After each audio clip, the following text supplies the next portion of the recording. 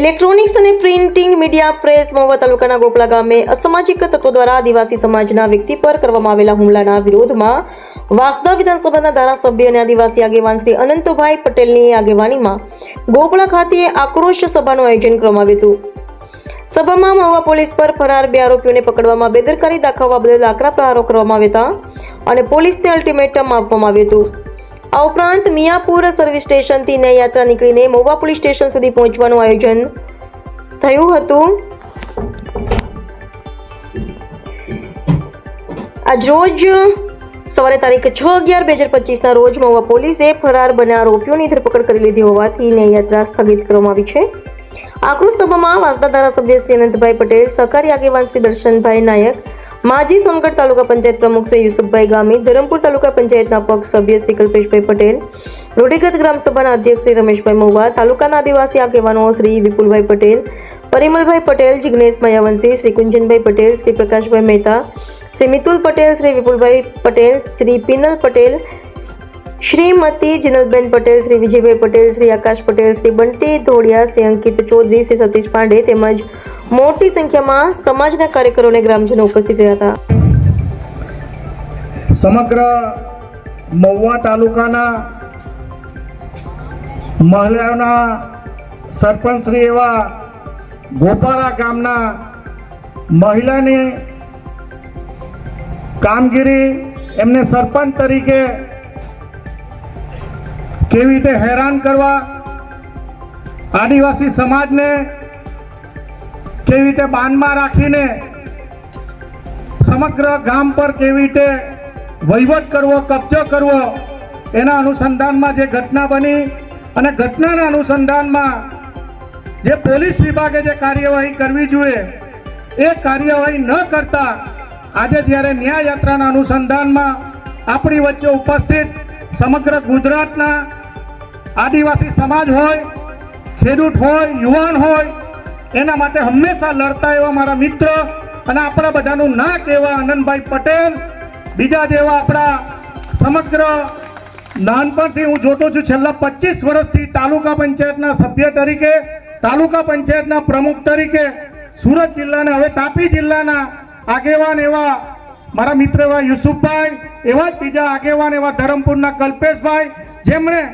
આદિવાસી સમાજ અને હંમેશા સમગ્ર મહુવા તાલુકાનો હિત ધરાવતા એવા મારા મિત્ર એવા વિપુલભાઈ, પરિમલભાઈ, હર્ષલભાઈ, મારા મિત્ર એવા પ્રકાશભાઈ, વાસુદેવભાઈ, સમગ્ર મહુવામાંથી પધારેલા તમામ યુવાન મિત્રો, ભાઈઓ, બહેનો અને પત્રકાર મિત્રો, મૂળ પાયામાં સમગ્ર આદિવાસી વિસ્તાર,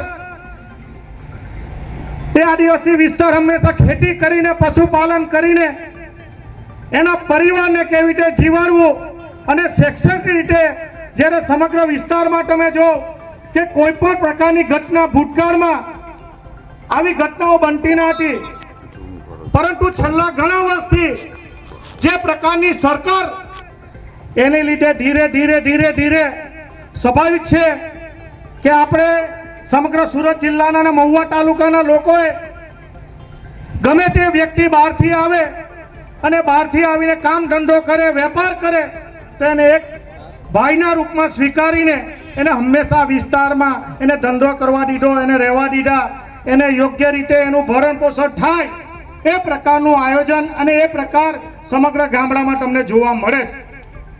પરંતુ તમારે પેલી કહેવત હતી કે દૂધમાં સાકરમાં ભરી ગયે એમ ભરી જવું જોઈએ, એને બદલે પોતે સમગ્ર તાલુકો કબજો કરીને કેવી રીતે મહિલાઓને હેરાન કરવા, કેવી રીતે યુવાનોને હેરાન કરવા, કેવી રીતે આદિવાસીઓને હેરાન કરવા, એ પરિસ્થિતિ તમે સમગ્ર દક્ષિણ ગુજરાતમાં જોઈ શકો છો।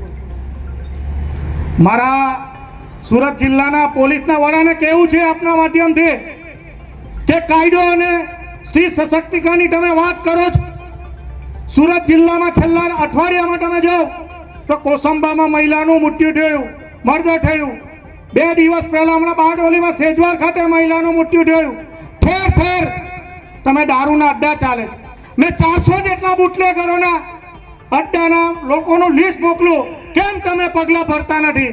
મહુવા તાલુકામાં પણ તમે જો 40 થી 50 જેટલા બુટલેગરો આજે ઠેર ઠેર દારૂઓ વેચે છે। આ મહુવાના પીઆઈને મારે કહેવું છે કે તને સરકારી નોકરી, એ નોકરી અમારા બધાના પસીનાની ટેક્સના પૈસાથી તમને સરકારી નોકરી મળી, અને કાયદામાં રહેવાની જવાબદારી અને કાયદાનું પાલન કરવાની જવાબદારી તમારી છે, સાથે સાથે અમારી પણ એટલી જવાબદારી છે. પરંતુ તમે કોઈના આઠા બન્યા વિના કાયદાનું પાલન કરો. સમગ્ર મહુવા તાલુકામાં જો તો 200 થી 300 તમે ગેરકાયદેસર ભઠ્ઠાઓ ચાલે છે. તમે એનઓસી કેવી રીતે એને આપી? એ કયો માણસ બહારથી આવીને રહી છે એ પોલીસ સ્ટેશનના રેકોર્ડ પર તમે નોંધેલા છે? કેમ નોંધતા નથી? તમને વિનંતી કરીએ છીએ કે આ બહેનો પર આ વિસ્તારમાં અન્યાય થતો હોય તો કોઈ પણ સંજોગોમાં અમે સાખી લેવાના નથી. અમે પણ આ સુરત જિલ્લાના નાગરિક છીએ, ખેડૂતના દીકરા છીએ, અને અમારી પ્રગતિમાં આદિવાસી સમાજનો પણ એટલો જ મોટો ફાળો છે. એના ભાગરૂપે આજે તમારી બધાની વચ્ચે તમારી લડતમાં તમને સહકાર માટે આપવા માટે આવ્યા છે. મામલતદારશ્રીને વિનંતી કરીએ છીએ કે સરપંચની જવાબદારી છે, અને સરપંચની જવાબદારી છે. સરકાર એવું કહે છે કે ગોચરની જે કોઈ જમીનો છે એ ગોચરની જમીનોની જાળવણી કરવાનું કામ એ જે તે સરપંચનું હોય છે, અને એ જાળવણી કરવા માટે એમણે પોતે ગોચર બચાવવા માટે એમણે આ પ્રકારની કાર્યવાહી કરી હતી. તે વ્યક્તિ બહારથી આવીને જો આ પ્રકારનું વર્તન કરતો હોય એ કોઈ પણ સંજોગોમાં ચલવી ન લેવામાં આવે. આજે પર તમારી પાસે અમે આવનારા દિવસોમાં ચર્ચા કરવા માટે આવવાના છે કે કયા પ્રકારના ગુનેગારો આજે પણ પોલીસ રેકોર્ડ પર તમે કેટલા લોકોની ધરપકડ કરી છે, કયા પ્રકારના ક્રાઇમ હિસ્ટ્રી શીટરોને તમે બોલાવો છો, પોલીસ સ્ટેશનમાં કયા પ્રકારના લોકો આવે છે. તમને વિનંતી કરીએ છીએ કે કાયદાનું પાલન કરવાની જવાબદારી અમારી પણ છે, સાથે સાથે તમારી પણ વિશેષ જવાબદારી છે. વધુ વાત ન કરતા આવનારા દિવસોમાં વિનંતી કરીએ છીએ મામલતદારશ્રીને કે તમામ જગ્યાએ જે કોઈ ગોચરની જમીનો પર આવા લોકો આવેલા છે એની યાદી બનાવીને તાત્કાલિક અસરથી એ લોકોને આ જગ્યા પરથી દૂર કરવામાં આવે. જંગલની જમીનનો જે અધિકાર, ગોચરની જમીનનો જે અધિકાર છે એ અધિકાર જે તે વિસ્તારમાં, જે ગામમાં રહેતા હોય, જે ફળિયામાં રહેતા હોય એ આદિવાસી સમાજને મળવો જોઈએ, જેનાથી પશુપાલન પર આ વિસ્તારમાં મોટું થાય. જે બની બેઠેલા ધારાસભ્યો બનેલા છે, આ વિસ્તારના સંસદ સભ્ય બનેલા છે, એ પણ આ સમાજમાંથી આવે છે.